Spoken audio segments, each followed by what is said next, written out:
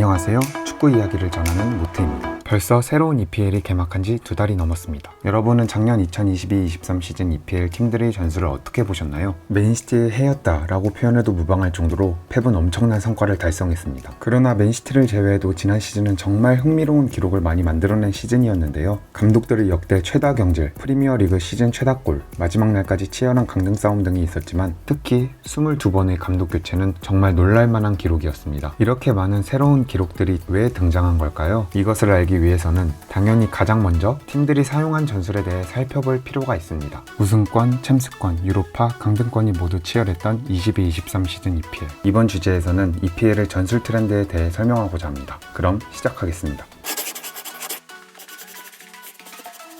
상위권에 속한 팀들은 포메이션을 모두 풋백을 기반으로 형성했죠. 맨시티, 아스널, 맨유, 뉴캐슬, 리버풀은 모두 풋백으로 경기를 시작했습니다. 그러나 여기서 주목해야 할 점은 경기 도중 지속해서 전술을 전환했다는 점인데요.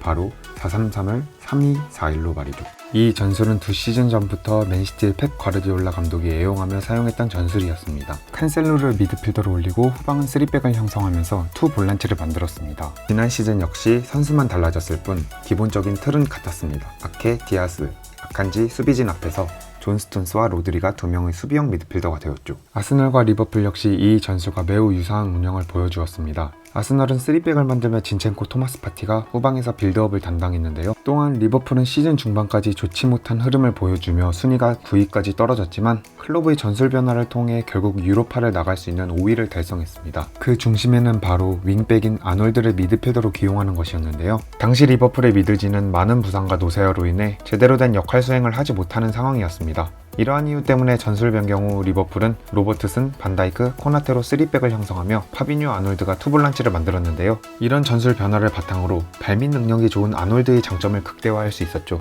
이렇게 팀마다 풀백에게 다양한 전술을 부여하면서 이전까지 오버래핑을 하며 어시스트를 하는 것이 전부였던 풀백 선수들과 후방에서 수비만 전담했던 센터백이 팀의 중심이 되기 시작했습니다. 아놀드, 진첸코, 스톤스를 예로 들 수 있죠. 이 결과로 올 시즌 풀백의 어시스트는 84개에 불과했으며 지난 4시즌 기록보다 현저히 떨어지는 것을 볼 수 있습니다.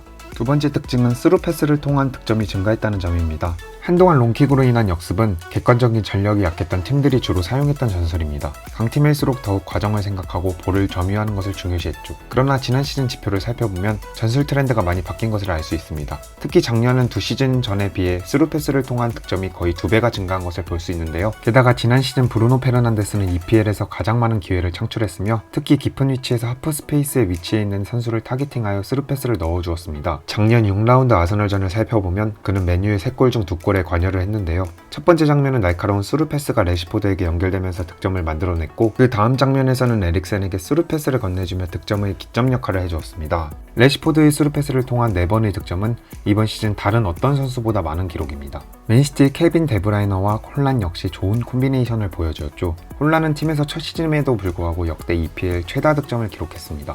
이 중심에는 리그에서 기회 창출 2위를 기록한 데브라이너의 패스가 있었는데요. 그는 축구에서 14번이라고 불리는 구역을 중심으로 패스를 자주 찔러주었습니다. 뉴캐슬은 센터백인 파비안 셰어의 롱킥이 돋보였습니다. 특히 2번의 토트넘전과 웨스트햄전에서 그의 롱킥은 중요한 득점을 만들어냈죠. 뉴캐슬은 스루 패스를 통해 7개의 득점을 만들어내며 결국 4위를 기록하며 시즌을 마쳤습니다. 그렇다면 갑자기 스루 패스 성공률과 빈도수가 높아진 이유는 무엇일까요?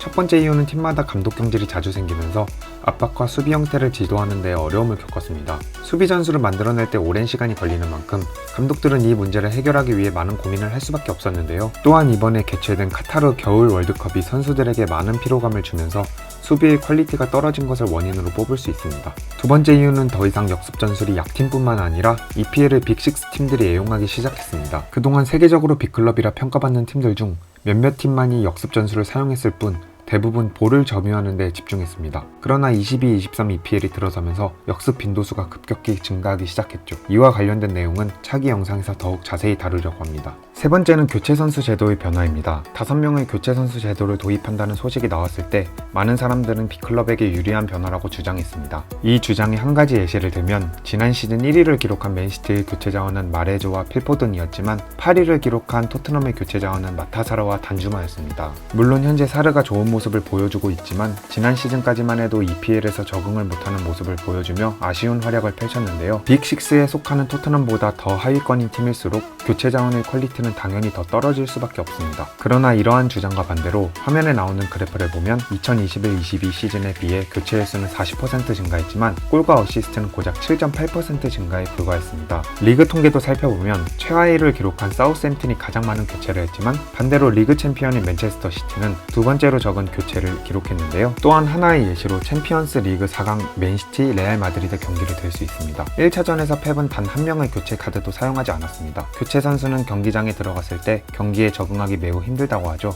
더욱 중요한 경기일수록 펩은 교체를 하지 않았습니다. 이를 통해 베스트 11 스쿼드가 뛰어나거나 팀의 조직력이 뛰어날수록 높은 성적을 낼 수 있었고 교체 선수는 경기에 큰 영향을 주지 못한 시즌이었습니다. 마지막 특징은 다시 돌아온 포백입니다. 지난 10년 동안 3백은 EPL에서 많은 사랑을 받았습니다. 특히 2020-21 시즌에 선발 라인업의 약 30%가 3백 형태로 구성되면서 절정에 달았죠. 그러나 이번 시즌에 그 비율이 20.6%로 크게 낮아지면서 2016-17 시즌 이후 최저치를 기록했습니다. 영상 초반에 상위권 팀들이 3, 2, 4위를 주로 사용했다고 설명했는데요. 이들은 수비 시 조직력 있는 포백 수비를 보여주었으며 선발 라인업 역시 포백으로 시작했습니다. 특히 테나의 메뉴는 시즌 내내 4-2-3-1을 고수했으며 4-3-3 공격 형태를 보여주었습니다. 번외로 지난 시즌 토트넘은 전통적인 3백을 꾸준히 사용했는데요. 하지만 수비와 공격에서 모두 좋지 않은 경기력을 보여주었습니다. 콘테 감독이 경질된 후 임시로 부임한 스텔리니 코치는 팀의 좋지 않은 상황을 반전시키고자 4-2-3-1을 사용한 적도 있지만 포백을 사용한 뉴캐슬전에서 6골을 먹히며 처참한 결과를 맞이했습니다.